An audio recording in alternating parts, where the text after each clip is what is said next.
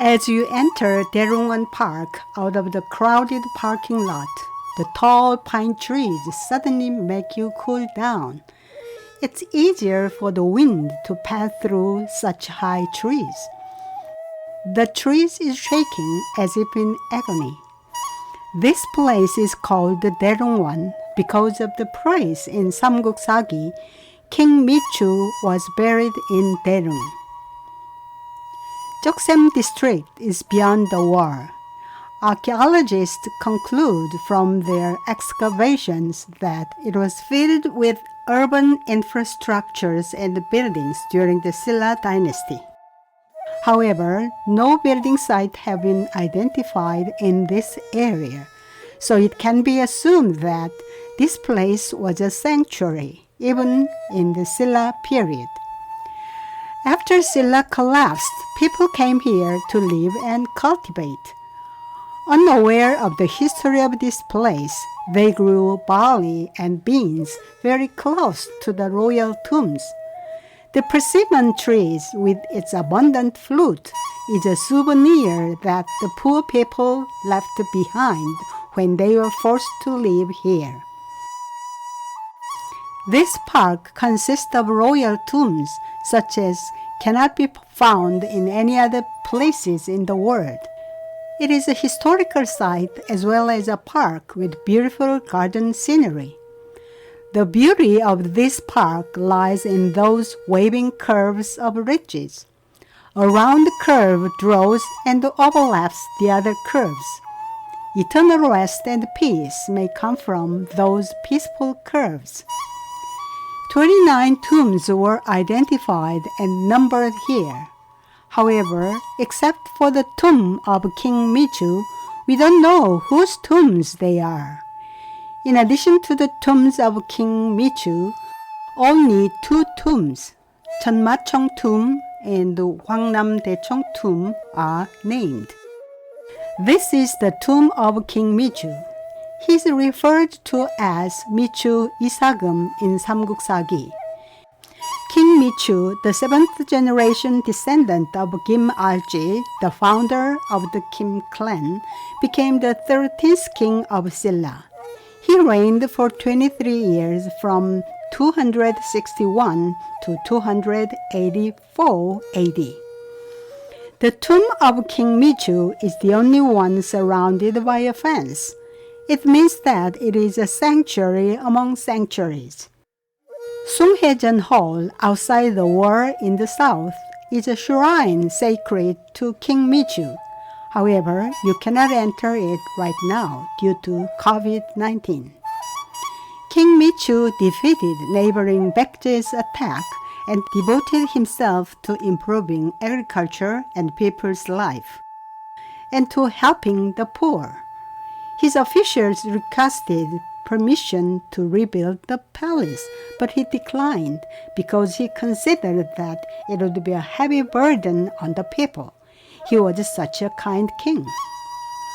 During the reign of next king, the 14th King Yuri, the army of Isaguk, a neighboring country, attacked the capital here. While Silla struggled to defend itself, a myriad of soldiers with bamboo leaves in their ears appeared and turned the tide. Later, it became known that it was the military sent by the deceased king, for bamboo leaves were found piling up in front of his tomb. That's why this tomb was also called Jukhyandung, literally the tomb of bamboo's appearance. Look at this bamboo bush. Wasn't it reborn on the ground where the bamboo leaves piled up at that time? Another incident. One day during the reign of the 36th King Haegong, a whirlwind suddenly rose from General Kim Yu-sin's tomb and blew this way. Soon this royal tomb was shaken and the voice of General Kim Yu-sin was heard. My ambition to unify the three kingdoms and protect my fatherland had remained unchanged ever since my death, but I will not strive to guard the country any longer, because my innocent descendants have been killed without any reason. The voice of King Michu responded, persuading him to calm down and saying that the fate of the kingdom was more important than that of any one person. On hearing this, General Kim Yushin became a whirlwind again and returned to his tomb. This news seems to have reminded King Haegong of something. He sent an official to General Kim Yushin's tomb to apologize and to pray for the general's peaceful repose. Whose tomb can this be? This small tomb in which pine trees have taken root. It is regrettable that the pine trees are so bold. When a king or nobleman dies, how the trees and grass dare to mistreat him? This is a place where lonely photographers come and take pictures. Look at the solitary pine trees.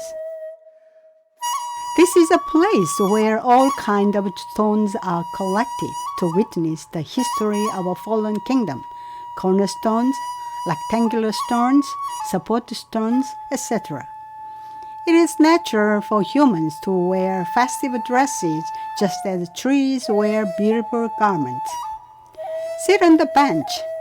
How poetic is it? Isn't the fallen yellow leaf a poem?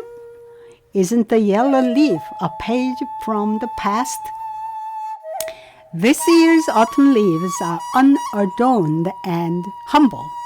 You know the difficulties of the present days, and they are trying to be modest. And how can these flowers be ignorant of the season? The wind is strong. The tree with autumn leaves is shaken in the wind. It is being commanded to drop its leaves sooner without any lingering feelings. Maple trees wave in the wind. As they beckon to the water, it waves back to them. How mysterious does the curve of this tomb look? Actually, it has caused the tombs harm. People have excavated these two large tombs to investigate their mystery. First of all, they wanted to know the owner of the tomb, but found no clues in this regard, unlike the tomb of King Muryang. This is the famous Cheonmacheong tomb. In the past, it was called tomb number 155, but it is now named Cheonmacheong tomb after its excavation. This is a typical stone mound excavated on the request of the late President Park Chung-hee. The president wanted to open the largest Hwangnam-daecheong tomb first, but archaeologists suggested that the smaller Cheonmacheong tomb be excavated first due to their lack of excavation technology and experience. As a result of the excavation that was carried out from April to August 1973, an amazing artifact emerged. The trove of artifacts discovered here comprises 11,297 items, including 4 national treasures such as the Cheonma-do painting. However, the experts were still unable to discover whose tomb this was. In June of that year, while Cheonmacheong tomb was being excavated, Hwangnam-daecheong tomb began to be excavated too. This huge mound is Hwangnam-daecheong tomb. That tomb is a twin tomb, comprised of south and north tombs. That mound, as high as a hill, is the largest in this complex. You can imagine the owner's tremendous power and greed when you view the amazing size of this tomb. The north mound was excavated first, and a golden crown was found. A golden belt was also excavated. There was an inscription meaning lady's belt, making it clear that the buried person was a woman. In 1975, when the southern tomb was excavated, silver armament and a gilt bronze crown were found. Some of the remains of the deceased were also found. Scientists examined them and found that the deceased was a man in his 60s. This showed that the owner was of a lower status than his wife. Among the tens of thousands of artifacts excavated here were a Roman glass imported from the West and the gilt bronze horse saddle decorated with jeweled beetle's wings. The identity of the deceased person is still in question. The man was certainly lower in status than his wife. What princess married below her station, just as Princess Pyeonggang did in Goguryeo? Was their love passionate enough to melt the status barrier? It's dusky now. Street lamps shed mercury light. Trees accept the darkness and hide their brilliant colors in haste. The September full moon is being eclipsed now. A fiery dog from a Korean folktale might have eaten a banana and hung its yellow skin in the sky. The village of royal tombs is now in twilight. Tourists have gone home, holding hands lovingly after taking all the pictures they wish.